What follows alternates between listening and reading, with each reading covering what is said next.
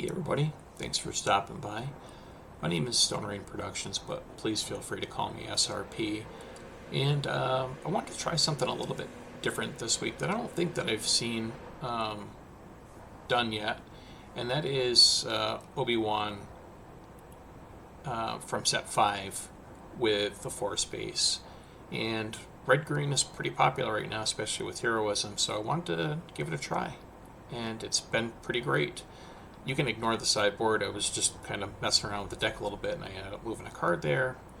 Realized I had enough 2-drops, so I didn't go with Mina, but that's neither here nor there. But let's take a look where we normally do. We'll take a look at our leader and see what we get. Obi-Wan has an action where you can use the Force, which is just lose your Force token, give an experience token to a unit without an experience token. This is like a one-shot, gives it a +1/+1 experience token on it.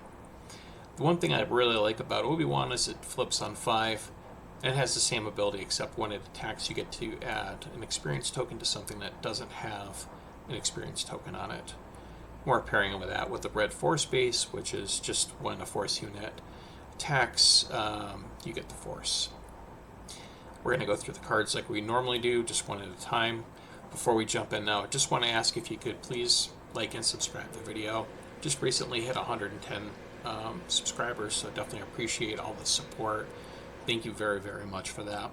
But if you haven't subscribed already, definitely would help me out quite a bit. I would really appreciate it. Also, I hope you guys are all having a really good holiday. I'm a Christmas person, so Merry Christmas to those that celebrate. Happy Hanukkah to my Jewish friends. I hope that Ramadan's going well for my other friends. So just whatever it is, I hope that you guys are having a great holiday season and everything's going well. So just wanted to say that all first and get that out of the way. But genuinely, I hope that you guys are doing well. That's the most important thing for me. Views are great and all that, but genuinely, I just want to make sure that you guys are doing well first and foremost. But let's take a look at the cards.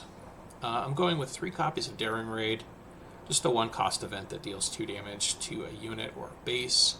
Just a good way to get some damage, finish something off, or in the rare case that there's 2 hit points left on an opponent's base, we can just finish it off with Daring Raid. Gallia kind of fell out of favor for a while, but I think that since the Aggression Hero and Command Hero has kind of made such a big comeback, I think that we may end up seeing this more, potentially. This is a Force unit, and we're pretty jam-packed with Force units, so for the most part, we should almost always have a Force unit in play to activate Obi-Wan.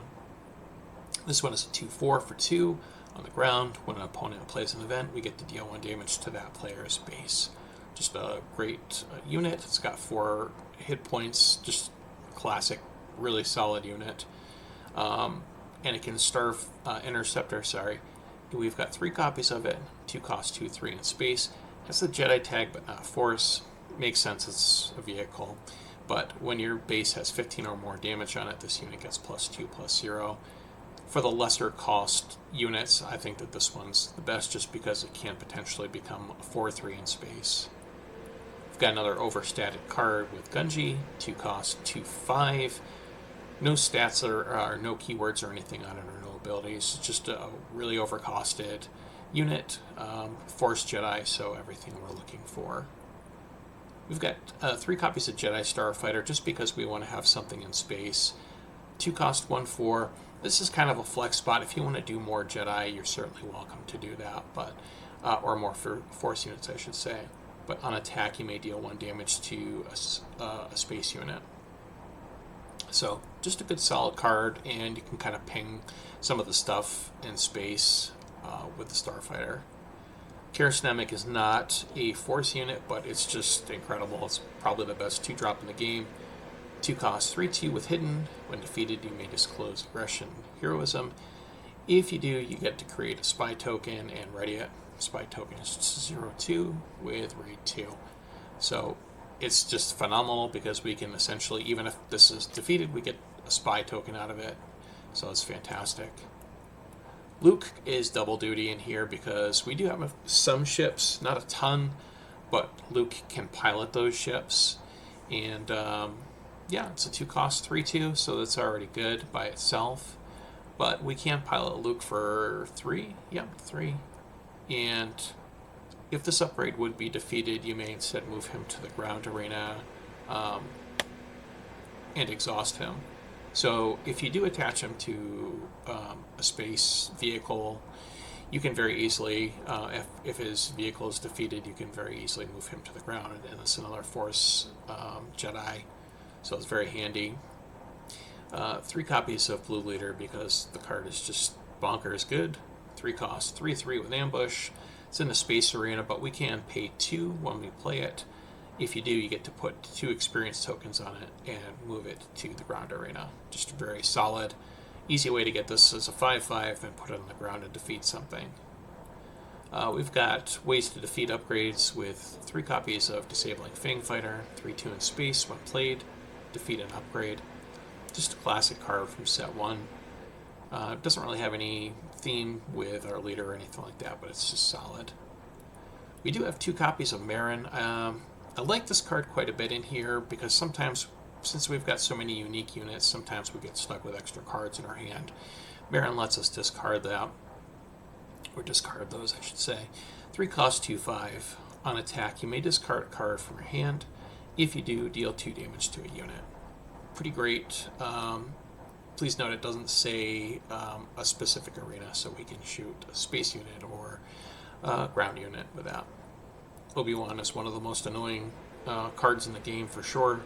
3 cost 3/5. When you play a Force unit, including this one, it gains Sentinel for this phase. So it's just a good way to clog up the board, a timely way to do it, and we can constantly re-enable the Obi-Wan if we need to. Speaking of annoying Sentinels, we've got 2 copies of Captain Typho. Didn't want to commit too many more because it's not a Force unit and it's not a Jedi, but it's a 4 cost, 4/5 with Sentinel. And when this unit is attacked, we get to disclose command heroism, and if we do, we get to heal damage from our base. So it's just really great. Good way to heal up a little bit. We don't have a ton of healing in here, but maybe that's something to focus on the sideboard. I've got 3 copies of Ki-Adi-Mundi. It's 4 cost, 4/4. When played, you may use the Force. If you do, draw 2 cards. Just a good way to refuel. Next card is Pillage. We've got 2 copies of it. Really, you only want to play Pillage when you're ahead. So if you've got a superior board state and you have a turn that you can sneak this in, that's great. You don't want to play this while you're behind because it doesn't do anything. But 4 costs, choose a player, they discard 2 cards from their hand. Just solid card. I've got 2 copies of Ayla Sakura. Coordinate, on attack, prevent all combat damage that would be dealt to this unit for this attack. It's a 6/5. She hasn't seen a ton of play, but I think that she could be good in this deck. And I haven't drawn her in the games that I've played yet, so can't really give you any info, but the idea is that we should be able to have Coordinate on for her. We've got 2 copies of Mace Windu, 6 cost 6/6 with Overwhelm. When played, we can use the Force. If we do, we get to deal 4 damage to a unit. So pretty straightforward. It's just a good way to play a unit and take something out on the opposing side. I've got 1 copy of Clone. This is primarily going to be for Yoda, but you can clone anything else. It's a 7 cost 0/0, but you may have it enter play as a copy of a non-leader unit that is in play, except it gains the clone trait and it is not unique. This does work on your opponent's units as well too, but with 2 Yodas in play, whenever you use the Force, you get to shoot 2 things with Yoda's ability. It's just really good. Plus healing 5 twice is fantastic. 2 copies of Keller and Beck, 7 cost 7/7 when played. Search the top 7 cards of your deck for a unit, reveal it, and play it. It costs 3 less. Just be mindful that you can, if you've got extra resources when you play this, you can play something that costs more, like a 5 cost. You just pay the difference, so you pay an extra 2 for like an Ayla Sakura, for example, or a Mace. We've got 2 copies of Home 1. It's an 8 cost 7/7 with Restore 2, and each other friendly unit gains Restore 1. And when played, you can play a Heroism card from your discard pile. It costs 3 less. Just a great way to catch up, especially against Control. And lastly, we've got 2 copies of Yoda, which is a 5/9 for 8. When played, you may use the Force. If you do, heal 5 damage from a base. And also it says when you use the Force, you may deal damage to a unit equal to twice the number of units you control. So that works at the same time. You can heal the 5 and then do the blast ability with Yoda. But that is basically the Obi-Wan Force deck, and it's been pretty fun so far. It's very aggressive, and I think if you like aggressive decks, you're probably like this, and I hope that you give it a shot. Just want to say thanks for the support through the whole year. I know I've only been making content for about 3 months so far, but really appreciate you guys a lot, and just wanted to say thanks for all the support, the encouragement, the comments. Definitely means quite a bit to me. And I hope that the end of the year is fantastic for you. And I hope that this holiday season continues to be fantastic for you as well. With all that said, may the Force be with you. And be well, my friends. Take care.